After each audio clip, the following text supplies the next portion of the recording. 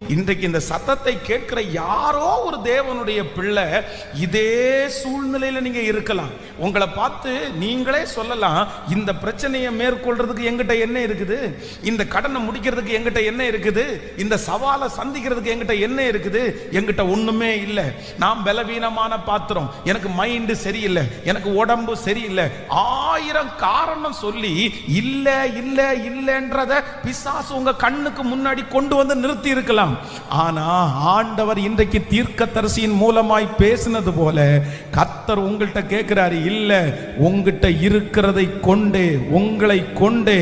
ஹல்லேலூயா, ஆமென். இது தீர்க்க தரிசனமான வார்த்தை.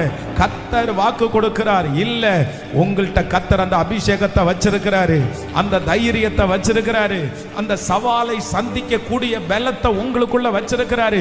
கர்த்தர் வாக்கு கொடுக்கிறார். உலகமே எதிர்த்து வந்தாலும், உனக்கு விரோதமாய் ஒரு படையே எழும்பினாலும், உனக்கு விரோதமாய் ஒரு ஆயுதம் எழும்பினாலும், ஒரு கூட்டம் எழும்பினாலும், அவர்களுக்கு விரோதமாய் தைரியமாய் நிற்கக்கூடிய தைரியத்தின் ஆவியை கர்த்தர் வாக்கு கொடுக்கிறார். உனக்குள்ளே நான் வைத்திருக்கிறேன், உங்களுக்குள்ள ஆண்டவர் வச்சிருக்கிறாரு.